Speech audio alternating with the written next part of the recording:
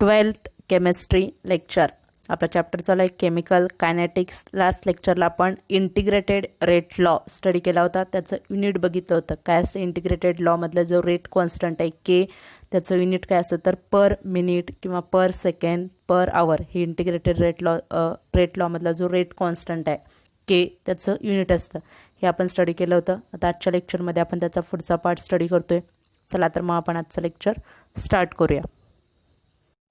Half life of the first order reactions T1/2. आता half life period, जसं आपण radio active elements जे असतात त्याचा हाफ लाईफ पिरियड. जो रेडिओ ॲक्टिव्ह इलेमेंट्सना काय म्हणतो आपण, काय करत असतात, कंटिन्युअसली रेडिएशन्स ते इमिट करत असतात. मग अशी एक स्टेज येते की जो त्याचा ओरिजिनल जो साईज असतो त्याच्या ते हाफ होतं.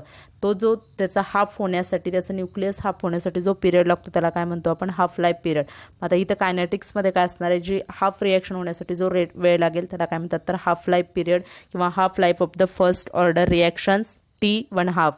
Radio active process follow the first order kinetics. ती रेडिओ ॲक्टिव्ह प्रोसेस काय फॉलो करते तर first order kinetics. The half life reaction is the time required to the reactant concentration to fall one half of its initial value. कुठंपर्यंत reaction T1/2 म्हणजे काय calculate केलं जातं तर रिॲक्टंट कॉन्सन्ट्रेशन त्याच्या हाफ होईपर्यंत, स्टार्टिंगला जेवढं रिॲक्टंट कॉन्सन्ट्रेशन आहे त्याच्या हाफ होईपर्यंत जे आपण कॅल्क्युलेट करतो तो काय असतो, हाफ लाईफ पिरियड किंवा T1/2 of first order reaction. आता half life and rate constant of the first order reaction. आता कसं कॅल्क्युलेट करायचं बघूया. The integrated rate law for first order reaction. काय integrated rate law first order रिॲक्शनसाठी K is equal to 2.303 upon T log to the base 10 concentration of A0 upon concentration of AT. A0 म्हणजे initial concentration आणि AT म्हणजे concentration after time T, where A0 is the initial concentration of reactant at T is equal to 0. A0 काय असणार आहे, initial concentration of reactant at T is equal to 0.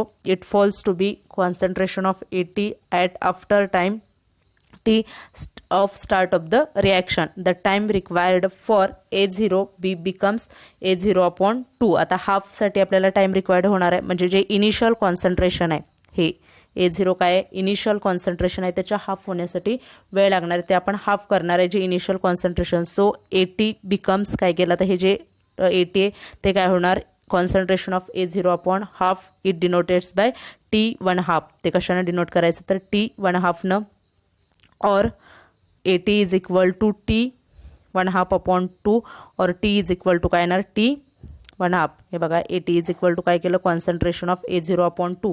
कारण काय करणार आहे आपण, हाफ करणार आहे. So T is equal to काय 1/2 होईल. ह्या व्हॅल्यू फक्त त्याच्यात पुटअप करायच्या. Putting this condition in the integrated rate law we write. Integrated rate लॉमध्ये त्या इक्वेशन कंडिशन्स लिहिल्या. काय येणार K is equal to 2.303 upon T1/2 is equal to log to the base 10 upon concentration of AT upon A0 upon 2. हे काय झाली value AT साठी आपण पुटअप केली. त्यानंतर काय येईल लॉग, आता इथं वरती बघा इथं AT झाले, तिथं काय येणार आहे A0 व्हॅल्यू येणार आहे, कारण आपली इनिशियल कॉन्सन्ट्रेशन आहे तिथं कॉन्सन्ट्रेशन ऑफ A0 अपॉन 2.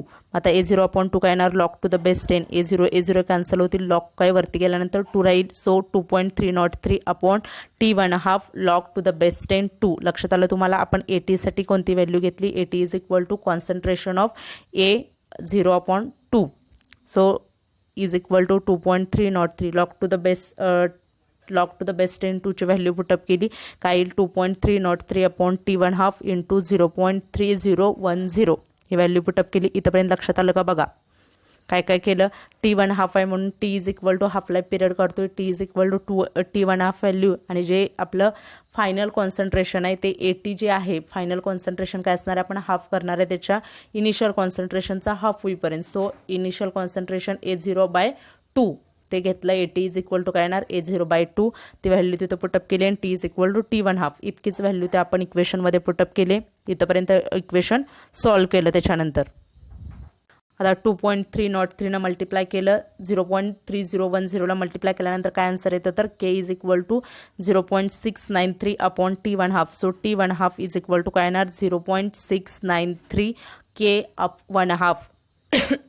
काय व्हॅल्यू येईल बघा, T1/2 is equal to 0.693 upon K1/2 किंवा के जे तुमचा रेट कॉन्स्टंट असेल ते. मग हे काय इक्वेशन दाखवतं तर डायरेक्ट नुसतं फक्त हे के इकडे घेतलं तरी चालेल. इकडे के येईल, हे जे के आहे ते इथे येईल आणि T1/2 तिकडे जाईल. So T1/2 is equal to 0.693 upon K. This equation shows that the half-life of a first-order reaction is independent on initial reactant concentration. आता half-life period कशावर independent असतो तर initial reactant concentration as shown in figure plot of AT versus T. आता graph आहे बघा AT versus T. खाली graph दाखवलाय concentration of A versus time. Graph कसा आलाय, ग्राफ व्यवस्थित बघा. half-life period of first-order reaction. हा ग्राफ काय दाखवतो तर इंडिपेंडंट ऑफ इनिशियल कॉन्सन्ट्रेशनवर हे काय असतं इंडिपेंडंट असतं. कारण आपण T1/2 इज इक्वल टू काय व्हॅल्यू काढली 0.693 अपॉन के. ही व्हॅल्यू काय येते आपलं के म्हणजे rate constant independent on initial कॉन्सन्ट्रेशनवर काय असतं इंडिपेंडंट. जो आपला इंटिग्रेटेड रेट लॉ आहे त्याच्यामध्ये फक्त व्हॅल्यू पुटअप करायच्या. T is equal to T1/2 and जी AT होतं concentration of AT is equal to A0/2. ह्या व्हॅल्यू तिथं पुटअप करून फक्त इक्वेशन सॉल्व्ह करत जायचं. आणि तिथं K1/2 झाले. हे बघा इथं जे K1/2 झाले तिथं फक्त के लिहिलं तरी चालतं कारण ते K1/2 घेतलं पण तसं नाही आहे. के फक्त येतो जो रेट तुमचा ओव्हरऑल रेट लॉ आहे किंवा ओव्हरऑल रेट कॉन्स्टंट आहे तो येणार आहे तिथं के 0.693 अपॉन के. समजलं का बघा. ग्राफ पण असा येतो. Graphical representation of the first order reaction. आता ग्राफिकल रिप्रेझेंटेशन कसं असतं बघा फर्स्ट ऑर्डरचं. The differential rate law for the first order reaction A gives P. काय सांगितलं रिॲक्टंट गिव्स प्रोडक्ट म्हणजे कॉन्सन्ट्रेशन ऑफ ए. आता रेट लॉ जर आपण ॲप्लिकेबल केला ह्याला तर काय येतं minus derivative of concentration of A upon dt is equal to K into concentration of AT plus 0. आता हे आपण रेट लॉ आहे डिफरन्शियल जो रेट लॉ आहे नॉर्मल रेट लॉ हा फर्स्ट लेक्चरला जो बघितला होता आपण ॲव्हरेज रेट लॉ. रिॲक्टंटचं कॉन्सन्ट्रेशन घेतलं तर काय घेतो आपण minus. So minus derivative of concentration of A upon dt आणि जो रेट लॉ आहे rate of chemical reaction is directly proportional to concentration of रिॲक्टंटच्या कॉन्सन्ट्रेशनवर डिपेंड असतो. So K into concentration of AT plus 0 केलं. सो आता value याच्यामध्ये काय काय घेतलेत बघा. रेट जो minus derivative of concentration of A upon dt काय घेतले y. त्याच्यानंतर के कॉन्स्टंट आहे त्यामुळे m आणि जो कॉन्सन्ट्रेशन ऑफ AT काय x आणि 0 काय आहे c. बघा y m x आणि c. The equation from the is that of आता लाईनचं इक्वेशन तुम्हाला माहित असेल काय असतं y is equal to mx plus c. हे जे इक्वेशन आहे y is equal to mx plus c कारण हे इक्वेशन कसं येतं y इज इक्वल टू हे बघा व्हॅल्यू हे काय आलं ही y. So y is equal to हे काय याच्यासाठी काय येईल mx. हे m म्हणजे कॉन्स्टंट हा x आणि ही c 0. So mx plus c. The equation is of the form of y is equal to mx plus c, a plot of rate versus AT. आता प्लॉट काय करायचं a concentration of a versus rate versus AT. जो rate असेल म्हणजे k versus काय आपण concentration जे आहे concentration of AT is a straight line passing through origin. काय मिळतं आपल्याला स्ट्रेट लाईन मिळते passing through origin. The slope of a straight line is K. आता त्याचा जो स्लोप असेल तो काय असणार आहे के. म्हणजे जो स्ट्रेट लाईन काय मिळणार आपल्याला ग्राफ कसा मिळेल straight line passing through origin आणि जी स्ट्रेट लाईनचा जो स्लोप असेल तो काय असणार आहे के आहे. बघा खाली graph rate versus initial concentration आपण ग्राफ काढला concentration of A. So rate and concentration graph काय मिळाला straight line passing through origin. इथं ओरिजिनमधून स्ट्रेट लाईन पास झाली. मग ह्याचा स्लोप मला वाटतं सगळ्यांना काढता येत असेल. याचा स्लोप कॅल्क्युलेट करायचा आणि तो जो स्लोप असेल के तो काय असतो तर याचा के रेट कॉन्स्टंट. स्लोप जो येतो तो काय येणार आहे rate constant. From equation 6.7 the integrated rate law is. आता इंटिग्रेटेड रेट लॉ जो फर्स्ट आपण बघितला होता तो काय आहे बघा k is equal to 2.303 upon t log to the base 10 concentration of A0 upon concentration of AT.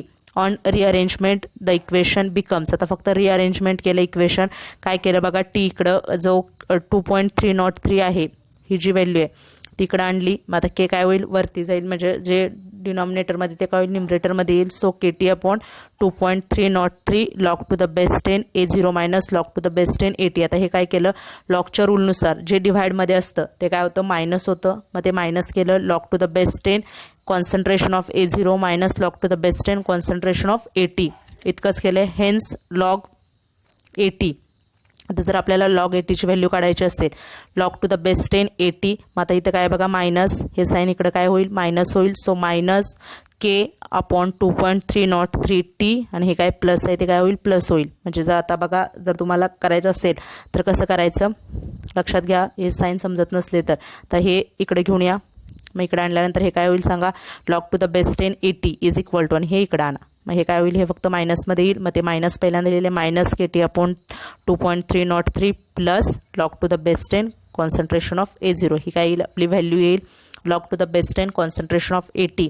Then आता इथं पण व्हॅल्यू तशाच येणार log to the base 10 AT काय येईल Y, त्याच्यानंतर minus K upon 2.303 into T काय आलं M, ही पूर्ण ओव्हरऑल व्हॅल्यू, ही जी ओव्हरऑल व्हॅल्यू आहे ती काय M, त्याच्यानंतर T सॉरी याच्यात हे एवढी overall value K upon 2.303 M जो कॉन्स्टंट असतो तो, हे T काय येणार आहे X आणि हा जो log to the base 10 A concentration of A0 काय आलं इथं C.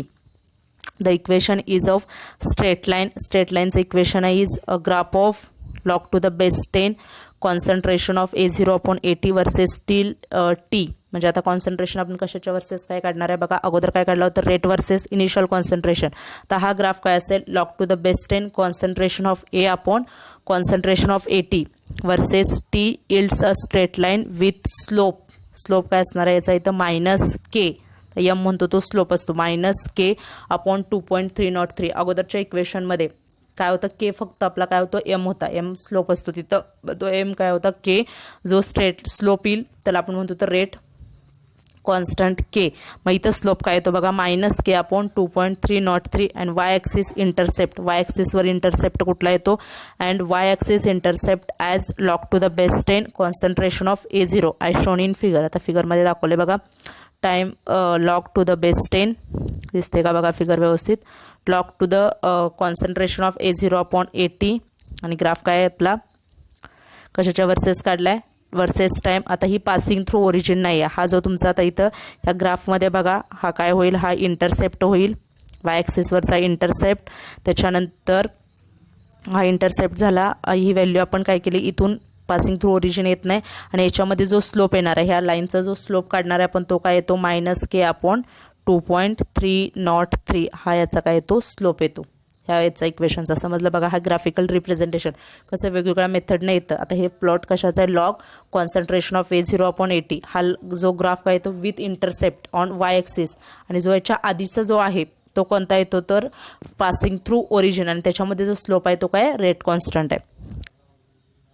तर अजून एक थर्ड केस दिली आहे बघा इक्वेशन 6.7 जे आहे आपलं कोणतं इक्वेशन आहे तर K is equal to 2.303 upon T log to the base 10 concentration of A0 upon AT, त्यालाच रिअरेंज करून घेतले log to the base 10 concentration of A0 upon concentration of AT is equal to K upon 2.303 into T. आता ह्याच्यामध्ये जो पहिलं जे तुमची term आहे log to the base 10 A concentration of A0 upon concentration of AT काय V, त्यानंतर K upon 2.303 काय घेतले तर M म्हणजे काय जो तुमचा स्लोप असेल तो M आणि त्याच्यानंतर X काय तर T.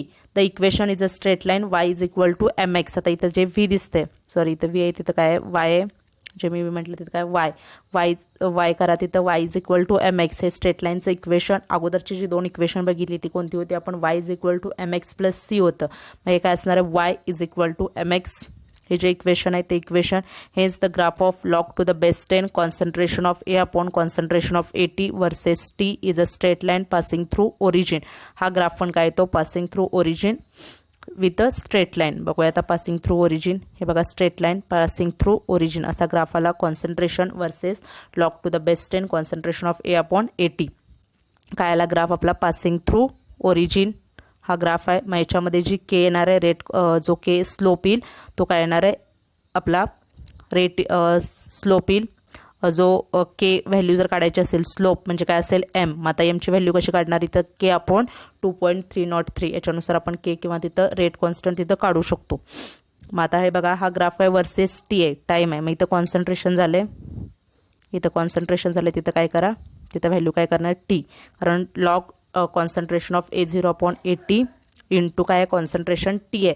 So versus T graph आहे, त्यामुळे इथं कॉन्सन्ट्रेशनच्या तिथं काय येईल टी येईल. समजलं का बघा graph.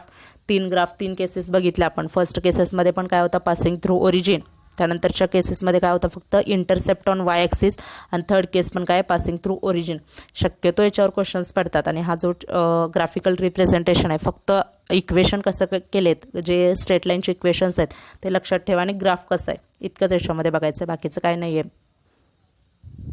Examples of first order reaction. आता एक्झाम्पल फर्स्ट ऑर्डर रिॲक्शन म्हणजे काय असतं, जे एक्स आणि वाय आपण म्हणतो. ऑर्डर म्हणजे ऑर्डर ऑफ रिॲक्शन काय असतं तर समेशन ऑफ सिम्पल पॉवर्स, ज्या रेज टू पॉवर्स असतात त्याचं समेशन म्हणजे एक्स प्लस वाय, ते काय असतं ऑर्डर ऑफ रिॲक्शन. मग आता जिथं x1 असेल ती व्हॅल्यू काय असणार आहे ऑर्डर ऑफ फर्स्ट ऑर्डर असेल. So some examples of reactions of first order examples दिले. 2H2O2 liquid gives twice of H2O plus O2. आता तुम्हाला एखाद्या वेळ पडतो असा question, write the examples of first order reaction, किंवा define order of reaction and write the examples of first order reaction. मग बघा 2H2O2 liquid gives twice H2O liquid plus O2. मग इथं काय तर rate is equal to K into concentration of H2O2. कशावर depend असतो तर रिॲक्टंटच्या कॉन्सन्ट्रेशनवर. इथं वरती काय नाही लिहिलेलं म्हणजे काय असतं 1. सो इथं काय असणार आहे ऑर्डर याची फर्स्ट ऑर्डर. त्यानंतर नेक्स्ट आहे twice N2O5 gives 4NO2 plus O2. इथं पण काय असतं rate is equal to concentration of N2O5. So इथं पण काय येणार आहे आपलं जे इक्वेशन आहे तिथं काय येणार, इथं 1 असणार आहे. सो रेट जी ऑर्डर ऑफ रिॲक्शन आहे ती काय फर्स्ट ऑर्डर, मॉलिक्युलॅरिटी नाही आहे, फक्त ऑर्डर ऑफ रिॲक्शन सांगितले. काय असणार आहे दोन्ही ठिकाणी फर्स्ट ऑर्डर ऑफ रिॲक्शन. त्यानंतर आहे next point, integrated rate law for gas phase F reaction. आता गॅस मॉलिक्युलसाठी इंटिग्रेटेड लॉ काय असतो. आता माहिती आहे तुम्हाला, आपण जर सॉल्युशन्स वगैरे असतील किंवा त्याच्यासाठी लिक्विड असेल तर काय वापरतो कॉन्सन्ट्रेशन, गॅससाठी काय वापरतात प्रेशर. ते फक्त इथे ॲप्लिकेबल करायचं आहे. For the gas phase reaction A gas gives B gas plus C gas, म्हणजे ए पासून काय मिळतात बी आणि C. Let the initial concentration of A be PI that decreases by x within time t. आता initial pressure, sorry concentration म्हटलं का मी, let initial pressure of A, initial pressure एचं काय असणार आहे PI that decreases by x within time T.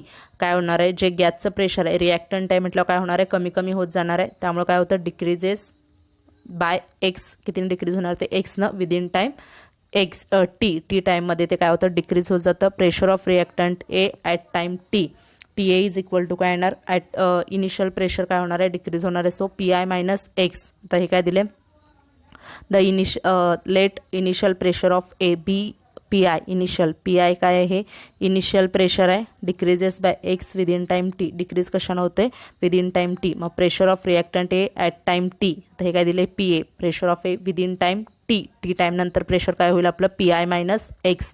Initial minus जेवढं decrease झालं आहे तेवढं ते काय होईल आफ्टर टाईम टी. हे PA प्रेशर काय असणार आहे after time T. So PI minus काय होईल एक्स येईल. The pressure of the product of B and C at the T are, the pressure of the products B and C at time T are किती घेतले तर PB is equal to PC is equal to काय असणार आहे x. जे प्रोडक्टचं pressure आहे ते काय equal to X. So pressure of B is equal to pressure of C is equal to काय असेल X. The total pressure at time T is, आता टोटल प्रेशर काय असेल प्रत्येकाचं summation PA plus PB plus PC, ते फक्त summation करायचं. So P is equal to काय असेल PI मायनस एक्स. हे कशाचं झालं प्रेशर बघा एचं, म्हणजे P इज इक्वल टू काय येईल आपलं PA plus PB plus PC. Overall प्रेशरचं आपण समेशन घेणार टोटल प्रेशर म्हणजे. मग आता PI मायनस एक्स कशाचं झालं एचं प्रेशर PI मायनस एक्स, त्याच्यानंतर Bचं एक्स प्लस Cचं एक्स, कारण PB आणि PC दोन्हीचं प्रेशर किती एक्स. So x. मग आता इक्वेशनवरनं काय तर एक एक्स कॅन्सल होईल बघा, मायनस आणि एक प्लस जाईल. So P plus PI plus X. P is equal to काय आलं PI प्लस एक्स. जर एक्सची व्हॅल्यू काढायची असेल तर P मायनस एक्स. बघा हे काय आलं P इज इक्वल टू काय आलं PI plus X. So X is equal to काय होईल P मायनस PI. इथंपर्यंत समजलं सगळ्यांना. फक्त टोटल प्रेशर कॅल्क्युलेट केलं आणि एक्सची व्हॅल्यू काढली. X is equal to P minus PI. Pressure of A at time T is obtained by substituting 6.12 in equation 6.1. आता जी ही एक्सची व्हॅल्यू आहे 6.12 मधली म्हणजे कोणती P minus P I, X is equal to P minus P I, ही value कुठं put up करायची तर ह्या इक्वेशनमध्ये, एक्सची इक्वेशनमध्ये ती व्हॅल्यू पुटअप करायची. मग ती इक्वेशनमध्ये पुटअप केल्यानंतर काय येतं बघा, आपलं इक्वेशन काय येईल, P A is equal to P I minus into P minus P I, फक्त एक्सची व्हॅल्यू हे काय केली, एक्सची व्हॅल्यू फक्त इथं पुटअप केली आपण. So P A is equal to P I minus P into P I ही व्हॅल्यू येणार.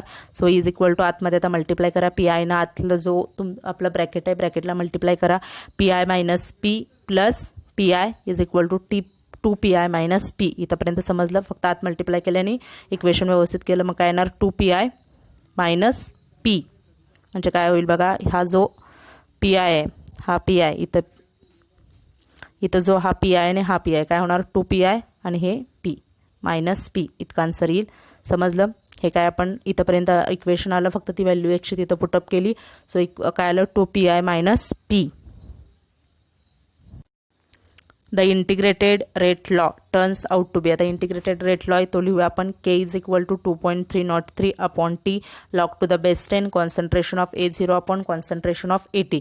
The concentration now expressed in terms of pressure. आता कॉन्सन्ट्रेशन कशाच्या टर्म्समध्ये लिहिणार आहे आपण, प्रेशरच्या मध्ये. So thus concentration of A0 is equal to काय येईल पी आय, आणि at T concentration of A into T काय येईल पी ए. मग पी एची व्हॅल्यू आपण जी कॅल्क्युलेट केली ती 2 पी आय मायनस पी, ती व्हॅल्यू तिथं काय करायची आता सबस्टिट्यूट करायच्या. म्हणजे A0साठी काय सबस्टिट्यूट करणार बघा, पी आय म्हणजे इथं काय येईल पी आय येईल, आणि कॉन्सन्ट्रेशन ऑफ एटीचं जे आहे ते पी एचं कॉन्सन्ट्रेशन येईल 2 पी आय अपॉन पी, त्या व्हॅल्यू फक्त इथं पुटअप करायचं. Hence substitution gives in above equation K is equal to 2.303 upon T log to the base 10 Pi upon 2 Pi minus P.